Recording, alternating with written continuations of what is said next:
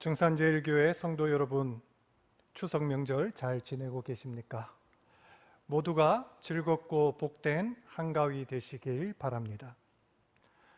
세상의 모든 사람들이 복받기를 소원합니다. 어떤 사람은 행복하게 사는 것이 인생의 목표라고까지 이야기를 하죠. 평소 나하고 별로 안 친하거나 관계가 거북한 사람도 축복하는 말을 하면 복 받으시라 이러면 감사하다고 그러지 거부하는 사람은 별로 없습니다. 그래서 우리가 이런 설날, 추석 같은 명절 때에 가족끼리, 친척끼리 모였을 때 복 많이 받으세요 이렇게 인사하지 않겠습니까? 그런데 세상에서 말하는 복이란 참 상대적인 개념입니다. 상황에 따라서 그것이 복이 될 수도 있고 그렇지 않는 경우도 있습니다. 예를 들어 장수하는 것이 복이다라고 사람들은 말하지만 건강하지도 않고 기쁘지도 않게 오래 살기만 하면 이게 어떻게 복이 되겠습니까?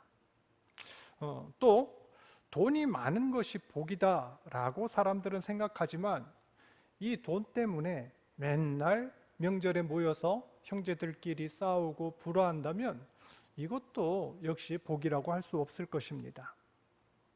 세상의 복은 불완전합니다. 왜냐하면 그것이 물질적이고 육체적이기 때문입니다.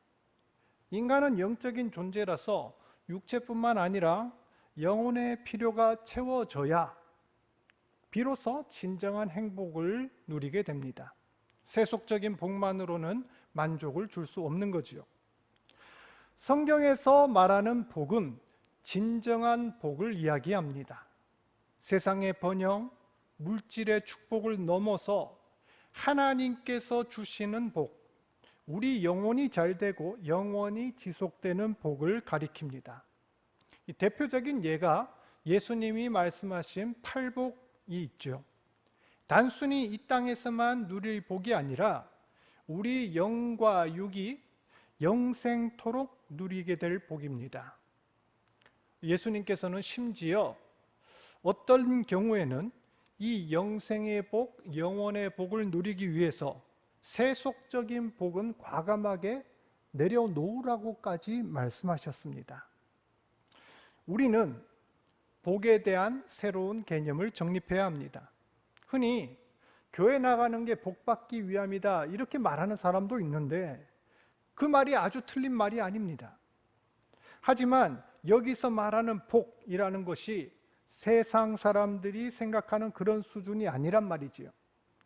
훨씬 더 고차원적이고 비교할 수 없을 정도의 영적인 복을 말합니다.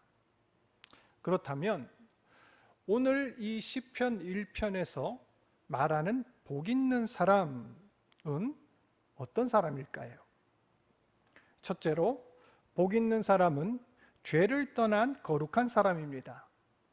1절을 보시면 복 있는 사람은 악인의 꾀를 쫓지 아니하며 죄인의 길에 서지 아니하며 오만한 자의 자리에 앉지 아니하는 사람이다 라고 이야기합니다. 복 있는 사람의 개념과 반대되는 악인, 죄인, 오만한 사람을 이야기를 하는데 이것은 하나님을 거역하고 부정하는 사람, 하나님이 싫어하는 그런 대표적인 유형이라고 할 수 있겠습니다. 우리가 여기서 주목할 것 한 가지는 세 가지 행동이 나옵니다. 잘 보십시오. 악인의 꾀를 어떻게 하죠? 쫓다가 죄인의 길에 서고 그리고 오만한 자의 자리에 앉게 된다라고 이야기를 합니다. 여러분, 이 행동들을 머릿속에 한번 떠올려 보시길 바랍니다. 사람은 누구나 호기심, 유혹 이런 것 때문에 죄를 따라갈 수 있습니다. 근데 거기서 멈추지 않고 계속해서 쫓아가다 보면 어느 순간 어떻게 될까요? 그 길에 서게 되겠죠. 아예 죄 가운데서 멈추게 된단 말입니다. 그리고 계속 거기에 서 있다 보면 어찌 될까요? 다리도 아프고 그냥 그 자리에 철퍼덕 주저앉게 되겠지요. 무슨 말입니까? 완전히 죄에 익숙해져서 죄로 물들어 버린다는 겁니다. 뼛속부터 가장 깊은 마음까지 완전히 이 죄악이 또아리 틀고 자리 잡는단 말이죠. 죄는 인간을 하나님으로부터 분리시킵니다. 하나님께 나가지 못하도록 막으며 하나님을 잊어버리게 합니다. 데살로니가전서 5장 22절, 악은 모든 모양이라도 버리라 하신 이유가 여기에 있습니다. 죄는 마약과 같은 중독성이 있습니다. 그렇기 때문에 우리는 아예 죄 근처에 가지도 말고 흉내도 내지 말아야 합니다. 참으로 복 있는 사람은 죄인의 말을 듣지도 않고 악의 길 근처에 가지도 않고 교만한 그 마음이 들 수 있는 그 가능성이 있는 자리는 쳐다보지도 않는 사람입니다. 우리 성도님들의 모든 가정이 죄에서 떠난 거룩하고 복된 가정 되시길 바랍니다. 다음으로 복 있는 사람은 하나님의 말씀을 잘 듣고 순종하는 사람입니다. 2절에 복 있는 사람은 여호와의 율법을 즐거워한다 라고 했는데, 여기서 율법이라는 것은 하나님의 말씀을 의미하지요. 특별히 우리가 주의해야 될 단어 2절 제일 앞에 오직이란 말입니다. 우리 즐거움의 근원이 오직 하나님의 말씀밖에 없다는 것입니다. 세상 사람들이 생각하는 즐거움의 근원은 참 많죠. 돈, 음식, 쾌락, 권력.